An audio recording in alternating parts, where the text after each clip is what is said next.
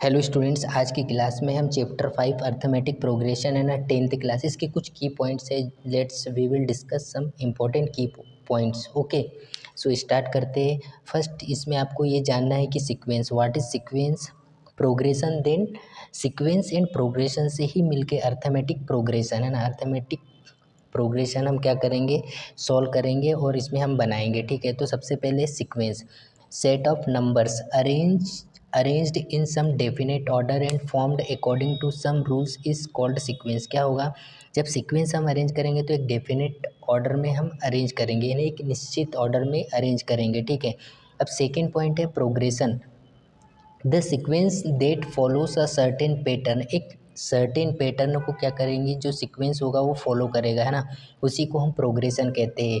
And arithmetic progression की बात करेंगे तो sequence in which the difference obtained by subtracting any term from its preceding term is constant. जब हम difference निकालेंगे तो क्या होगा, एक कांस्टेंट टर्म में हमें क्या मिलेगी, वैल्यूज मिलेगी। ठीक है, through out is called an arithmetic sequence और अर्थमेटिक प्रोग्रेशन एपी। इसी को हम अर्थमेटिक प्रोग्रेशन एपी कहते हैं। The general form of an AP का जनरल फॉर्म क्या होता है, ये इंपॉर्टेंट है।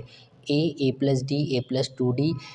ए क्या होगा, इसमें फर्स्ट टर्म होगा, और डी क्या होता है, इसमें कॉमन डिफरेंस होता है। ठीक है, एंड जनरल टर्म, इंपॉर्टेंट ये जो पॉइंट है, general term, if A is the first term and D is common difference, है ना। ए क्या होता है, इसमें फर्स्ट टर्म होता है, और डी क्या होता है, इसमें कॉमन डिफरेंस होता है ना।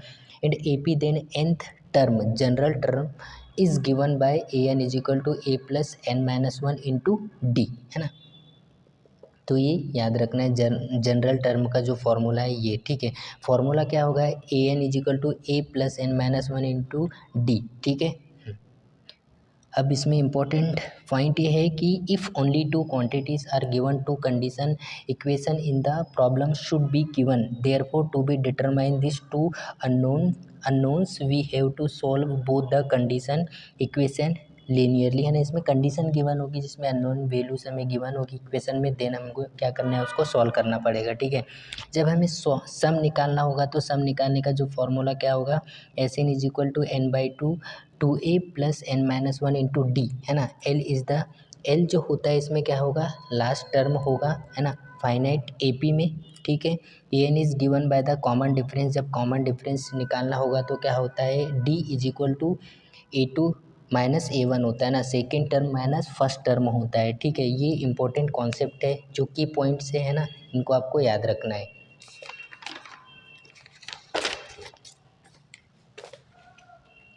हाँ, एपी अर्थमेटिक प्रोग्रेशन में इट इज़ अ सीक्वेंस। अभी मैंने जस्ट आपको बताया कि sequence of number such that the difference is constant, उनका डिफरेंस क्या होगा, कांस्टेंट होगा। ठीक है, sequence it is a set of number. जैसे सीक्वेंस की बात करेंगे, एक डेफिनेट ऑर्डर में क्या होंगे, सीक्वेंस चलेंगे, जैसे 1 2 3 4 5 100 17 40 10, ऐसे एक सीक्वेंस डेफिनेट ऑर्डर में अरेंज होंगे।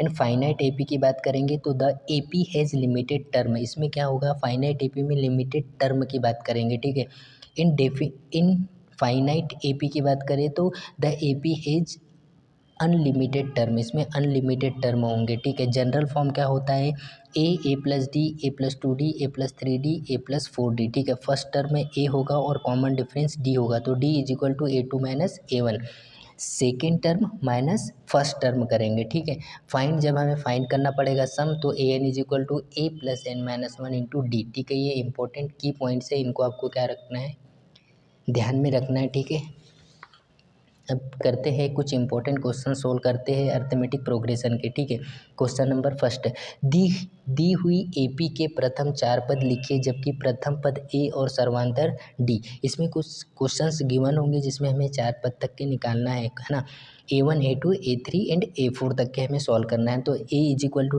10 and D is equal to 10, है ना। लेट द सीरीज, जब सीरीज हम लेट करेंगे तो इसमें क्या होगा, A1 A2 A3 A4 A5 होगा। ठीक है, तो A1 जो ए गिवन होगा ना, ए इज इक्वल टू 10 गिवन है, तो यही क्या होता है, A1 होता है। ठीक है, तो A1 इज इक्वल टू 10, अब A2 निकालेंगे तो A1 मीन्स 10 प्लस D हम क्या करेंगे इसमें प्लस करेंगे तो 10 प्लस 10 20। अब A3 निकालेंगे तो A2 प्लस D निकालेंगे, A2 क्या है 20 प्लस 10 30। A4 निकालेंगे A3 प्लस D 30 प्लस 10 40 हो गया।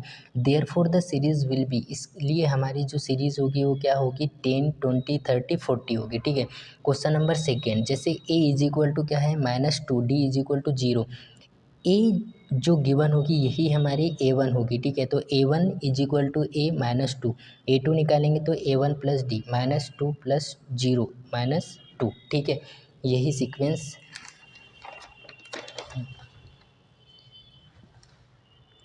A3 निकालना है तो A2 प्लस D है ना, A2 क्या है -2 प्लस D क्या है 0 -2 है ना।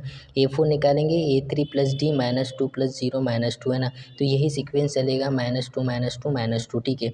अब question number third, A is equal to -1, D is equal to 1/2। A1 की वैल्यू क्या होगी A इज इक्वल टू -1, तो A2 हमें जब निकालना हो तो A1 प्लस D करेंगे।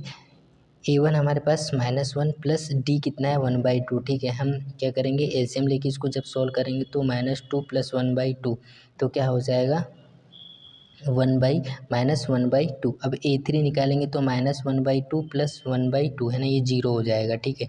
A4 जब निकालेंगे तो A3 प्लस D हो गया, ठीक है। A3 प्लस D, A3 0 है, D 1/2 तो 1/2, तो देयरफॉर सीरीज विल बी क्या होगा -1 -1/2 0 और 1/2। अब क्वेश्चन नंबर सेकेंड, निम्नलिखित में से प्रत्येक AP के लिए प्रथम पद तथा सर्वांतर लिखिए। प्रथम पद A और सर्वांतर D लिखना है इसमें ना। प्रथम पद A है, ठीक है, और सर्वांतर हमें सर्वांतर क्या है D है, ठीक है। सर्वांतर क्या है D निकालना है ना। सर्वांतर जब हम निकालेंगे तो second term minus first term करेंगे, second term minus first term करेंगे, ठीक है। तो D is equal to second term क्या है यहाँ पे 1 है और फर्स्ट टर्म क्या है 3 है, तो इन दोनों को हम माइनस कर देंगे।